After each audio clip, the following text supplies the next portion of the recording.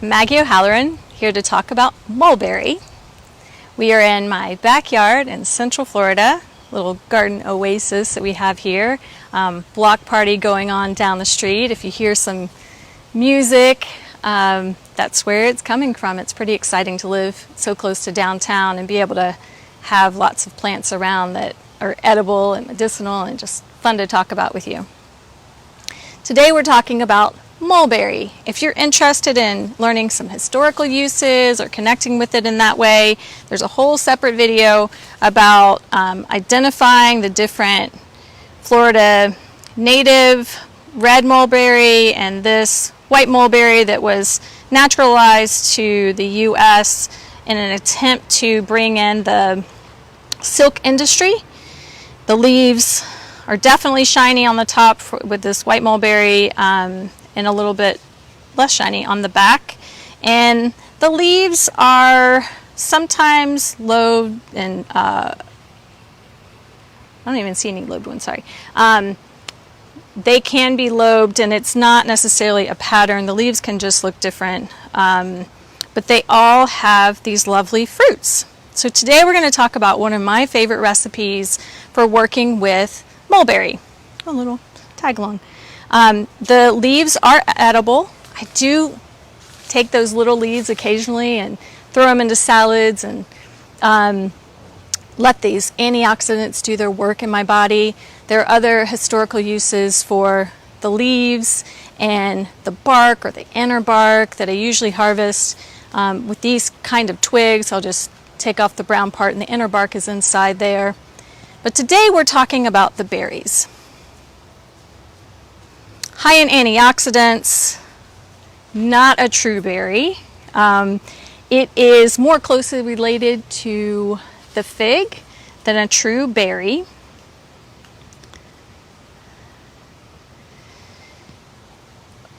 I have some cut twigs here, but if I am going to harvest from my local tree, I will sometimes take out a blanket and shake branches and let the fresh ones fall. Let's see, I have one.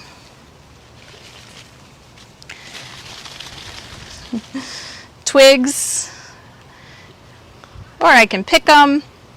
The red or purple mulberries are really fun to pick too, especially if you have kids. They can get all syrupy around their mouth and it's really adorable.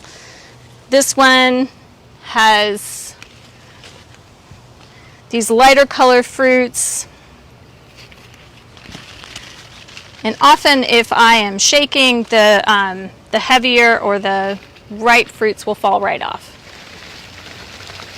And these twigs have seen some transport today, so I think I may have already nibbled all the ones that were falling off on their own. But you can see how that works if you're out and you're near a mulberry tree and you want to harvest some of those ripe berries. You can lay out a clean cloth and then watch them drop onto that clean cloth. When I am harvesting and nibbling, I definitely take off this little green stem. If you are a pie maker or a jam maker and you decide to go with using the mulberries for something like that, and you're planning to food process, that green stem can stay on. It's not as crucial to take it off. But if I am dehydrating like I am today, I will definitely be taking those stems off. And like I said, if I'm nibbling them from the tree, I don't eat the stem. It can just cause a little stomach upset. Oh, hi, pollen. In order to dehydrate berries, you'll need something, some type of tray or mechanism to make sure it's getting a lot of airflow. I have an actual dehydrator, and I would use a screen that looks a lot like a window screen to be able to let the air flow through around the berry so it can dehydrate. If you don't have a dehydrator, something you can turn on and it's officially called a dehydrator, you can build your own trays with window screen. So the window screen that you have now, a lot of people like to you know, if they're replacing old ones, or they have a window that has a screen that they never open, you can use those. And you can either use whatever metal that's surrounding it already, or you can build, I've seen wooden screen boxes used for dehydrating or making a tray with lots of really good airflow for dehydrating things like mulberries. One note though, if you live in a really humid climate like we have here in Central Florida, you're going to want to make sure that you are not dehydrating outside, and with something as juicy as a mulberry, you're going to need a little bit of extra heat, dry heat specifically, to make sure the moisture leaves that berry.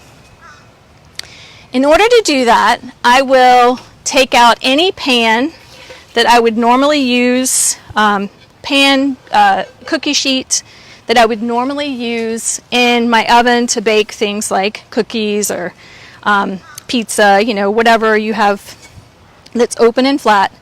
And then I would line up my mulberries, that not touching each other, making sure there's lots of room between each one. It's not really necessary to have them that far apart, but you want to make sure they have lots of room between them. You don't want them piled on there. If you get lucky and you have cups and cups of mulberries that you're trying to dehydrate, make sure that you have lots of room between each mulberry.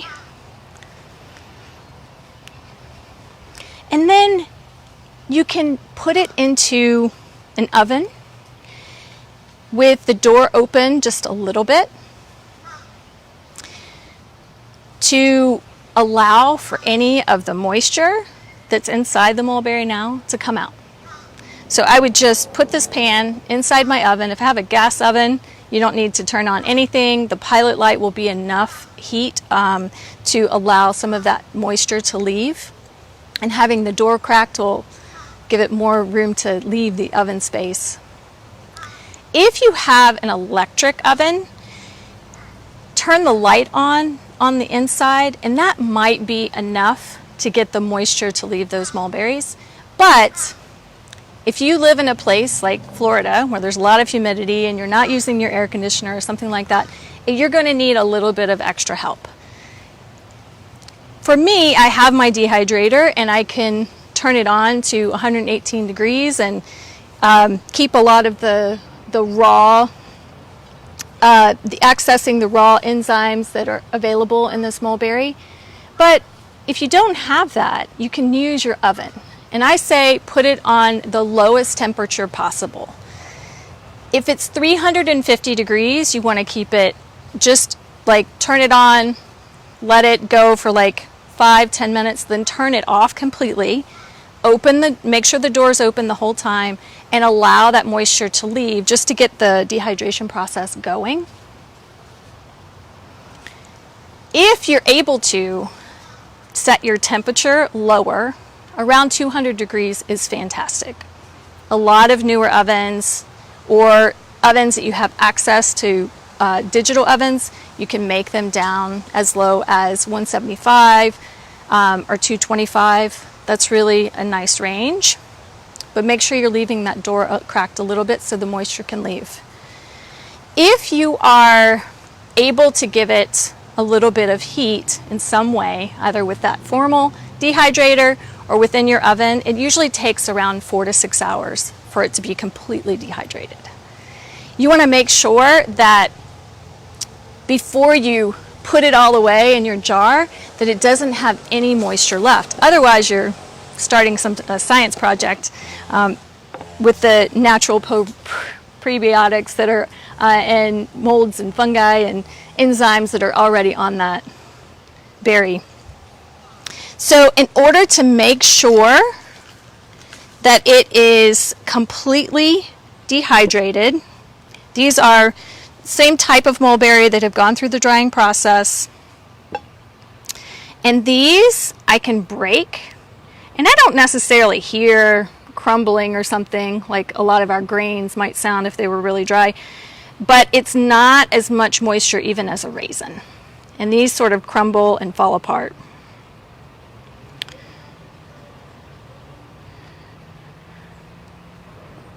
there any questions out there?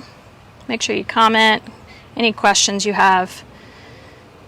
And really, whenever I'm crumbling like this, I can see how it's similar in the way that the fruit grows to that of the fig. Okay, dehydrated mulberry.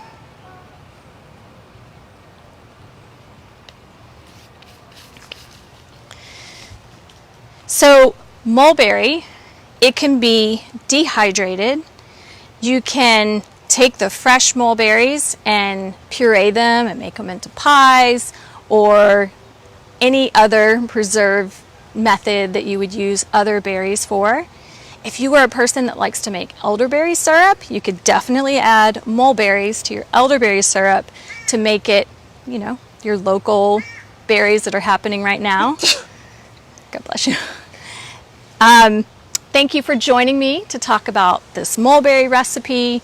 I look forward to hearing from you with any questions and hearing about whatever you're doing with mulberry. Let me know in the comments below.